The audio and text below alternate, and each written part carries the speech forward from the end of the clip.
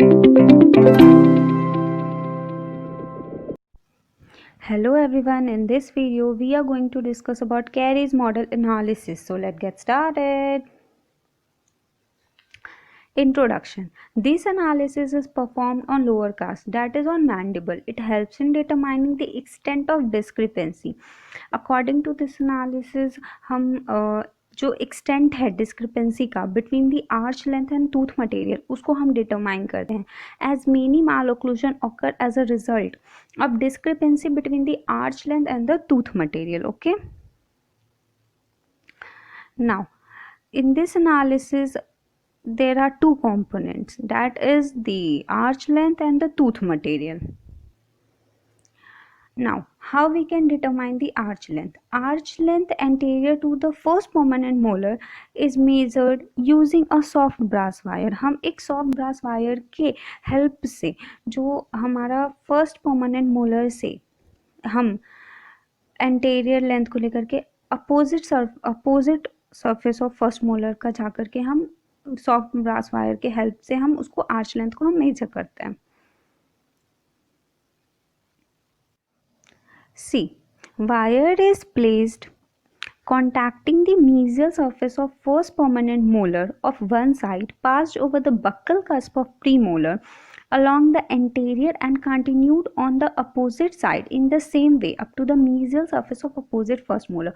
What it means is, जो हमारा जो soft brass wire है उसको हम प्लेस करेंगे mesial surface of first molar से, ठीक है, जो कि एक साइड से mesial surface of first molar of एक साइड का जो कि पास करेगा buccal cusp of premolar से, उसके बाद कनाइन और एंटेरियर को कवर करते हुए opposite side of the buccal surface of premolar को कवर करेगा and then mesial surface of opposite first molar तक जाकर के वो स्टॉप करेगा लाइक दिस.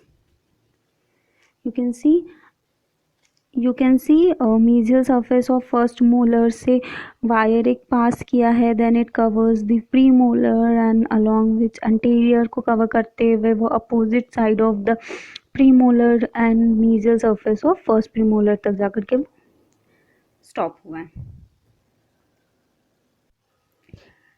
See, अगर anterior हमारा जो है वो proclined है तो हम क्या करेंगे?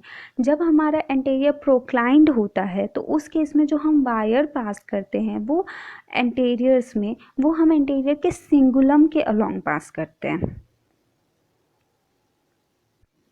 If anteriors are retroclined then जो वायर सेगमेंट है वो पास करेगा labial to the tooth. Anterior के लेबियल सरफेस ऑफ टीथ से हम वायर को पास करेंगे अगर हमारा एंटेरियर जो है वो रेट्रोक्लाइंड है.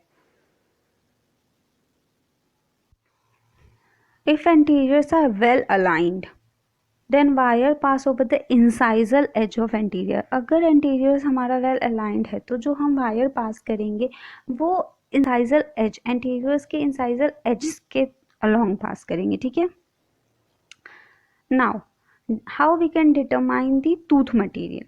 जो mesodistal width है टूथ का anterior to the first molar वो मेजर्ड होगा सेपरेटली और उसको हम सम अप करेंगे. लाइक जो मेसोडिस्टल विड्थ है एक सरफेस के फर्स्ट मोलर का, ठीक है, उसको हम 1 काउंट करेंगे, then second premolar are 2, first premolar counted as 3, then canine as 4 and then so on. canine को हम 4 करेंगे, lateral incisors 5, central incisors को हम 6 करेंगे, so on up to the opposite first molar तक, ठीक है. उसको हम सेपरेटली मेजर करेंगे और उसको हम देन सम करेंगे. नाउ जो हमने आर्च लेंथ से एक डिस्क्रिपेंसी निकाली है, ठीक है, जो आर्च लेंथ हमने डिटरमाइन किया है और जो हमने टूथ मटेरियल को सेपरेटली मेजर करके मेसोडिस्टल विथ उसका सेपरेटली मेजर करके हमने उसको सम करके जो टूथ मटेरियल का हमने डिटरमाइन किया है, उन दोनों के बीच का जो डिफरेंस होगा वो हमारा डिस्क्रिपेंसी होगा. उस डिस्क्रिपेंसी के अकॉर्डिंग ही हमारा ट्रीटमेंट हम प्लान करेंगे, ठीक है. what it is written here, Discrepancy is determined by arch length minus tooth material, means the discrepancy equal to the difference between the arch length and the tooth material. Now अगर जो हमारा discrepancy है वो 0 से 2.5 mm के बीच में है, then हम क्या करेंगे, उसमें हम प्रॉक्सिमल स्ट्रिपिंग करेंगे, ठीक है, ताकि हम रिड्यूस कर सके टूथ मटेरियल को। ओके, जब जो हमारा डिस्क्रिपेंसी है वो 2.5 से 5 mm के बीच में होगा, देन हम क्या करेंगे, हमारा ट्रीटमेंट प्लान जो होगा वो होगा बेस करेगा वो एक्सट्रैक्शन ऑफ सेकेंड प्रीमोलर पे, ठीक है। जो अगर हमारा फिर जो डिस्क्रिपेंसी है वो बियॉन्ड 5 है, तब हम क्या करेंगे, उस केस में हम एक्सट्रैक्ट करेंगे अपने फर्स्ट मोलर को।